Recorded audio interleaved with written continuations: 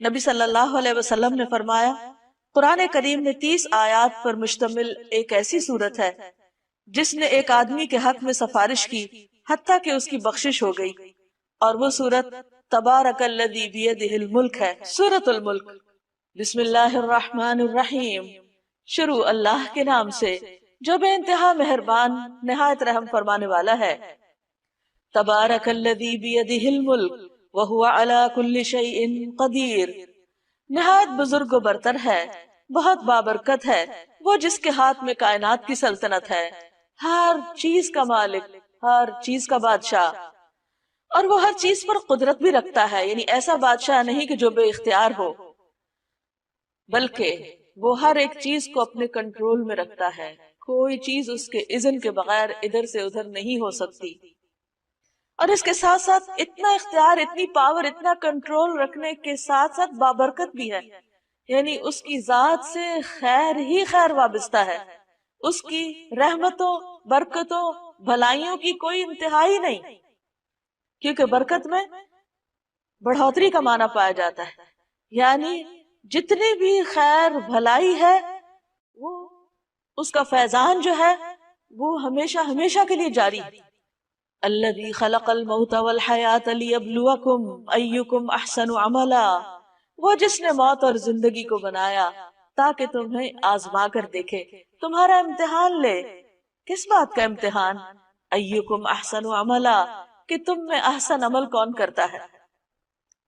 اللہ سبحانہ وتعالی نے یہ دنیا بنائی اور اس میں ہمیں بھیجا، اور بھیجنے کے بعد ہماری زندگی موت کا مقصد ہمیں بتا دیا کہ میں نے اس لیے یہ سب کچھ سلسلہ بنایا ہے کہ انسان سے یہ دیکھا جائے کہ وہ اپنی زندگی کا استعمال کیسے کرتا ہے، وہ یہاں دنیا میں کس طرح رہتا ہے، اپنی خواہش کے مطابق یا اللہ کی مرضی کے مطابق، وہ اللہ تعالیٰ کے احکامات کتنے مانتا ہے اور دنیا والوں سے کتنا ڈرتا ہے۔ تو ہم میں سے ہر شخص کی یہ آزمائش ہو رہی ہے۔ اللہ تعالیٰ نے اس کائنات میں ایک بہت ہی بہترین جگہ، پرفیکٹ جنت کی شکل میں بنائی، وہ اتنی خوبصورت ہے کہ جس کی کوئی مثال دنیا میں ہے ہی نہیں، کوئی اس کا تصور ہی نہیں کر سکتا۔ اس جنت میں بسانے کے لیے اللہ تعالیٰ اس دنیا سے انسانوں کا انتخاب کر رہا ہے، امتحان میں ڈالنے کے بعد، ٹیسٹ کرنے کے بعد، کھنگالنے کے بعد یہاں سے وہ بہترین انسانوں کو چنے گا اور وہاں بسائے گا۔ اس کے لیے کوئی کسی کے کام نہیں آئے گا، جیسے کسی دوسرے کی نیکیاں اس سے کوئی اور فائدہ نہیں اٹھائے گا، جو کرے گا وہی پائے گا، جو بوئے گا وہی کاٹے گا۔ اب یہ ہم پہ ڈیپینڈ کرتا ہے کہ ہم اس جنت میں جانے کے لیے کس قسم کے کام کرتے ہیں، کتنی محنت کرتے ہیں۔ نبی صلی اللہ علیہ وسلم نے ایک جگہ پر فرمایا کہ خبردار، اللہ کا سودا بڑا مہنگا ہے اور اللہ کا سودا جنت ہے، یعنی اگر تم اللہ سے تجارت کرنا چاہتے ہو اور اس کی جنت چاہتے ہو تو پھر اس کے لیے قربانیاں کرنی پڑے گی، وہ مفت میں نہیں ملے گی، اس کے لیے محنت کرنی ہوگی۔ اور وہ محنت کیا ہے؟ احسن عمل، بہترین کام۔ بہترین کام وہ نہیں ہوتے کہ انسان جن کو خود بہترین سمجھے، یعنی اس کی اپنی عقل کہے کہ یہ بہت اچھا ہی کر لیتے ہیں۔ مثلا اگر کسی کا دل کسی خاص کپڑا پہننے کو کر رہا ہے تو وہ کہے کہ یہ سب سے اچھا کام ہے کیونکہ میرا دل یہ چاہ رہا ہے کہ میں یہ پہنوں، تو ضروری نہیں کہ وہ اللہ تعالیٰ کو بھی پسند ہو۔ اسی طرح اگر کسی انسان کو کوئی ایسی چیز کھانے کو دل چاہ رہا ہے اور اس کی بہت زیادہ اس میں خواہش ہے تو ضروری نہیں کہ وہ اللہ سبحانہ تعالیٰ کو پسند بھی ہو سکتا ہے اللہ نے اس کو حرام کر رکھا ہو۔ اسی طرح اگر کسی کے دل میں کچھ باتیں ہیں اور وہ ان کو بولنا چاہتا ہے، کرنا چاہتا ہے، تو اس کو سوچنا پڑے گا کہ جو کچھ میں کہہ رہا ہوں یہ اللہ کو بھی پسند ہے یا نہیں۔ اسی طرح انسان اپنی مرضی سے کچھ سوچنا چاہتا ہے، کچھ اپنے دل دماغ میں اس کے خیالات ہیں اور وہ ان کو بہت انجوائے کرتا ہے، لیکن ضروری نہیں کہ وہ خیالات اللہ تعالیٰ کو بھی پسند ہوں۔ تو اس لیے اگر انسان احسن عمل کرنا چاہتا ہے تو اس کو دیکھنا پڑے گا کہ جس نے ہمارا انتخاب کرنا ہے، جس نے سلیکشن کرنی، اس کے نزدیک احسن کیا ہے، وہ کس چیز کو پسند کرتا ہے، اس کا کرائیٹیریا کیا ہے، اس کو کیسے میٹ کیا جائے، کس طرح اس کے مطابق ہم اپنی سوچ، اپنے خیالات رکھیں، اپنی گفتگو رکھیں، اپنے عمل، اپنے معاملات، لوگوں کے ساتھ طرز عمل، یہ سب کچھ کس طرح ہو، اور اگر یہ اس کی پسند کے مطابق ہوا تو قابل قبول، اور اگر وہاں ریجیکٹ ہو گیا تو اس کا کوئی فائدہ نہیں۔ تو فرمایا اس نے موت اور زندگی کو بنایا تاکہ تمہارا امتحان لے۔ ہر شخص امتحان میں ہے، اللہ تعالیٰ اچھے یا برے ہر طرح کے حالات سے بھی انسان کو آزما رہا ہے کہ ان حالات میں انسان کرتا کیا ہے۔ مثلا انسان کے اوپر دو حالتوں میں سے ایک حالت ہوتی ہے، یا وہ بہت خوش ہوتا ہے یا وہ تکلیف میں ہوتا ہے، یا وہ بس بیچ میں ہی درمیان میں ہوتا ہے۔ اب آپ دیکھیے کہ اگر وہ خوش ہے تو اس سے دیکھا یہ جاتا ہے کہ خوشی میں یہ کرتا کیا ہے، اللہ کی رضا کے کام یا ناراضگی کے کام، اللہ کا شکر ادا کرتا ہے یا ناشکری کرتا ہے۔ اسی طرح اگر وہ تکلیف میں ہے تو پھر اس کو دیکھا جا رہا ہے، اس کا امتحان ہو رہا ہے کہ اب یہ کیا کرتا ہے، منہ سے کیا بات نکالتا ہے، لوگوں کے ساتھ کیا رویہ اختیار کرتا ہے، صبر کرتا ہے یا نہیں کرتا۔ اور اگر دو کے بیچ میں ہے، یعنی نہ بہت خوش ہے نہ بہت تکلیف میں ہے، تو اس وقت کو کس طرح استعمال کر رہا ہے، یعنی روٹین میں اپنی روزمرہ زندگی کے جو اس کو اللہ تعالیٰ نے نعمتیں دی ہیں، صحت، زندگی، مال و دولت، اولاد، وقت، جوانی، ان ساری چیزوں کو کس کام میں لگا رہا ہے؟ کیا اس کا ہم اور غم صرف دنیا ہے، یا وہ اپنی ان ساری انرجی سے اور ملنے والی ساری نعمتوں سے کوئی اچھے کام بھی کر رہا ہے جس میں خلق خدا کا بھلا ہو، یا اس کی اپنی آخرت کے لیے چیزیں فائدہ مند ہو، خواہ وہ اللہ تعالیٰ کی براہ راست عبادت کا کوئی کام ہو یا بندوں کی خدمت کا کوئی کام، کیونکہ یہ زندگی بیکار گزارنے کے لیے نہیں ملی۔ اس دنیا میں سب سے بڑا نقصان اگر کوئی کر سکتا ہے کسی چیز کا تو وہ خود انسان اپنا ہی کرتا ہے، جب اپنے آپ کا وقت ضائع کرتا ہے، خواہ وہ بیکار کچھ نہ کر کے یا فضول کام کر کے۔ اس لیے جنت الفردوس میں جانے والوں کی جو صفات قرآن مجید میں بیان ہوئی ہیں، ان میں سے ایک صفت یہ ہے کہ والذین هم عن اللغو معرضون، کہ وہ ایسے کاموں سے پرہیز کرتے ہیں جو لغو ہوتے ہیں، بیکار ہوتے ہیں، جن کا نہ دنیا میں فائدہ اور نہ آخرت میں فائدہ، ادھر ادھر کی فضول باتیں، ادھر ادھر کے لوگوں کے حالات میں تجسس، اور بعض اوقات وہ غلط رستے پر بھی انسان کو ڈال دیتے ہیں۔ تو ہم میں سے ہر شخص جس کو اللہ نے عقل سمجھ دی ہے، اس کو اپنی یہ زندگی سوچ سمجھ کے بسر کرنی ہے، اور ہر روز اپنا محاسبہ کرنا ہے کہ آج کا دن میں نے اللہ کی اطاعت میں گزارا ہے یا نافرمانی کے کاموں میں گزارا ہے۔ جو بھی کام میں نے کیا ان میں میری نیت اللہ کو خوش کرنا تھی یا بندوں کے دکھاوے کے لیے وہ کام کیا؟ کیا میں نے جو عبادات کی، اچھے کام کیے، وہ نبی صلی اللہ علیہ وسلم کی سنت کے مطابق کیے یا اپنے خود ساختہ طریقوں کے مطابق کیے؟ کیونکہ اللہ کے نزدیک کوئی کام اس وقت تک احسن ہو نہیں سکتا جب تک دو شرائط خاص طور پر پوری نہ ہو۔ ایک یہ کہ نیت اللہ کے لیے، اللہ کو راضی کرنے کی نیت سے انسان کام کرے، چاہے دین کا کام ہو، دنیا کا کام ہو، عبادت ہو یا بندوں کے ساتھ اچھا معاملہ ہو۔ اور دوسرا یہ کہ خاص طور پر عبادات میں وہ عبادت نبی صلی اللہ علیہ وسلم کے طریقے کے مطابق ہو، خود ساختہ طریقوں کے مطابق نہ ہو، کیونکہ وہ وہاں قبول نہیں ہوں گے۔ ورنہ تو اللہ کے رسول صلی اللہ علیہ وسلم کے آنے کا مقصد ہی فوت ہو جاتا ہے۔ اللہ تعالیٰ نے ان کو ہمارے لیے ایک نمونہ بنا کے بھیجا کہ جیسے یہ کرتے ہیں ویسے ہی تم بھی کرو۔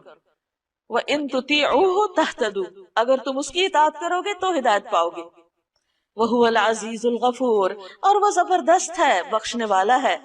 یعنی اگر تم نے نافرمانی کی تو کہیں بھاگ کے نہیں جا سکتے، وہ ہر چیز پر غالب ہے، پکڑ لے گا تم کو۔ اور اگر تم سے غلطی ہو گئی، معافی مانگو گے، اس کی طرف پلٹ آؤ گے تو بخشنے والا ہے، مہربان بھی ہے۔ پھر اللہ سبحانہ وتعالیٰ کی کچھ صفات بیان کی جا رہی ہیں، کتنا زبردست حکمت والا ہے، علم والا ہے، قدرت والا ہے، طاقت والا ہے، کیا کیا اس نے بنایا ہے، کائنات کی نشانیوں سے اس کو پہچانو۔ الذی خلق سبع سماوات طباقا، وہ جس نے تہ بر تہ 7 آسمان بنائے، تم رحمان کی تخلیق میں کسی قسم کی بے ربطی نہ پاؤ گے، پرفیکٹ ہے، پورا ویل آرگنائزڈ اور ڈسپلن میں ہے ہر چیز۔ یہ نہیں کہ اللہ تعالیٰ نے آسمان بنایا اور پھر وہ اسے کنٹرول نہیں ہو رہے، یا زمین کے اندر کوئی ایسی خرابیاں ہو رہی کہ وہ آؤٹ آف کنٹرول ہوگی اور وہ جا ٹکرائے کسی اور چیز سے، یا اسی طرح زمین کے اوپر جو چیزیں ہیں، کوئی بھی چیز ایسی نہیں، تخلیق کی کوئی بھی چیز ایسی نہیں کہ جس کے اندر کسی قسم کی کوئی ڈسکرپنسی ہو، کبھی وہ کچھ کرنے لگ جائے کبھی کچھ کرنے لگے۔ مثلا یہ نہیں کہ آگ کبھی جلا رہی اور کبھی ٹھنڈی ہوا دے رہی۔ اس نے جو کچھ بنایا جس طریقے پر بنایا جس کام کے لیے اس کو بنایا وہ وہی کام کر رہا ہے۔ اس سے ایک بہت بڑا سبق ملتا ہے کہ اگر ایک چیونٹی سے لے کر ایک ہاتھی تک اپنے اس کام میں لگا ہوا ہے جو اللہ نے اس کے لیے بنایا ہے، جو اللہ نے اس کے لیے رکھا ہے، اور وہ اس مقصد کو پورا کر رہا ہے اس دنیا میں جس مقصد کے لیے اس کو بھیجا گیا ہے، کیونکہ اللہ تعالیٰ کا کوئی کام بھی بے مقصد نہیں، تو پھر کیا انسان کی زندگی کا کوئی مقصد نہیں ہوگا؟ وہ ایسے ہی بیکار بھیج دیا گیا کہ جو جی چاہے کرے، اور اس کی زندگی میں کوئی ڈسپلن نہ ہو، کوئی آرگنائزیشن نہ ہو، اور بغیر کسی ڈائریکشن کے بس وہ صبح اٹھے اور شام کر دے؟ نہیں، فرمایا تم رحمان کی تخلیق میں کسی قسم کی کوئی بے ربطی نہ پاؤ گے۔ پھر پلٹ کر دیکھو، کیا تمہیں کوئی خلل نظر آتا ہے؟ کوئی خرابی نظر آتی ہے؟ آسمانوں میں دیکھو، ستاروں اور سیاروں پر غور و فکر کرو، ہر چیز اپنی رفتار کے ساتھ اور اپنے طریقے پر اور اپنی ڈائریکشن پر چلتی چلی جا رہی ہے، اور اتنے ہیوج بڑے بڑے ستارے سیارے بغیر کسی ادھر ادھر ہوئے اپنی ایک سیدھ میں چل رہے ہیں جو اللہ نے راستہ ان کے لیے مقرر کیا۔ حتیٰ کہ شہد کی مکھی جیسی چھوٹی سی مخلوق بھی اللہ تعالیٰ کے طے کردہ راستوں پر چل کے اپنا کام کر رہی ہے۔ تو اس میں انسان کے لیے کیا نشانی ہے، کیا سبق ہے کہ اے انسان تو اپنے آپ کو دیکھ کہ تیرے اندر کتنا ڈسپلن ہے اور تیری زندگی میں کیا مقصد ہے۔ شہد کی مکھی تو شہد بنانے کے لیے آئی ہے، تو دنیا میں کون سے مفید کام کر رہا ہے، اور واپس ساتھ لے جانے کے لیے تمہارے پاس کیا ہے؟ بار بار نگاہ دوڑاؤ، تمہاری نگاہ تھک کر نامراد پلٹ آئے گی۔ ہم نے تمہارے قریب کے آسمان کو عظیم الشان چراغوں سے آراستہ کیا، یعنی ستارے بنائے، اور انہیں شیاطین کو مار بھگانے کا ذریعہ بھی بنایا۔ ان شیطانوں کے لیے بھڑکتی ہوئی آگ ہم نے مہیا کر رکھی ہے۔ جن لوگوں نے اپنے رب سے کفر کیا ہے، اپنے رب کو نہیں مانتے، ان کے لیے جہنم کا عذاب ہے، اور وہ بہت ہی برا ٹھکانہ ہے۔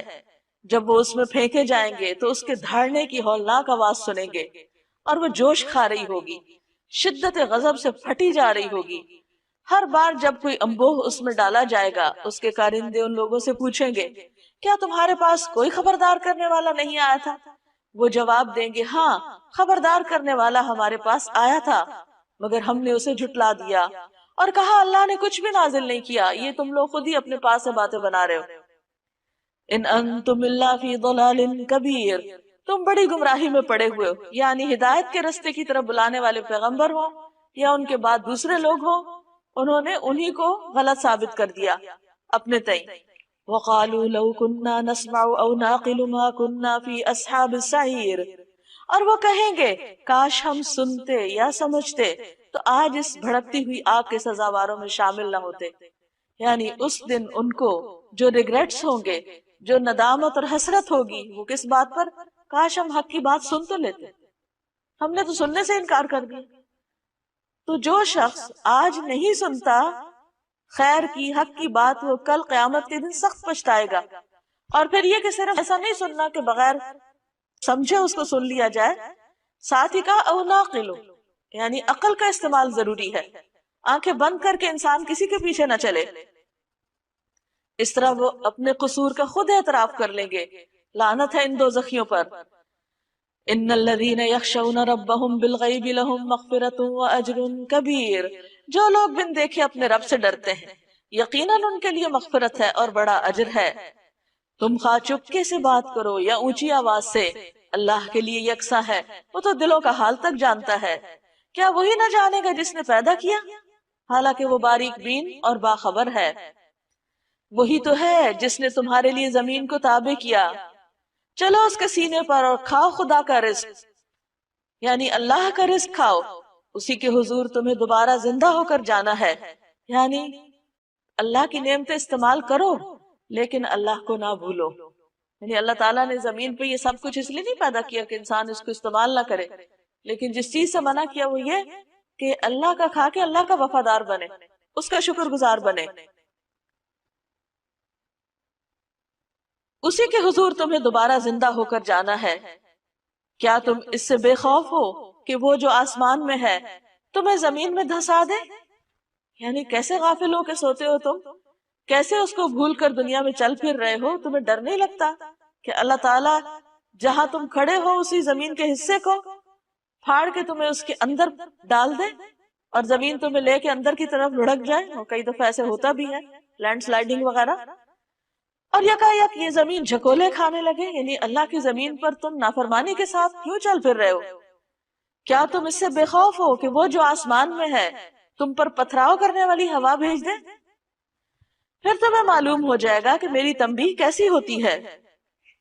ان سے پہلے گزرے ہوئے لوگ جھٹلا چکے ہیں، پھر دیکھ لو کہ میری گرفت کیسی سخت تھی۔ کیا یہ لوگ اپنے اوپر اڑنے والے پرندوں کو پر پھیلائے اور سکیڑتے نہیں دیکھتے؟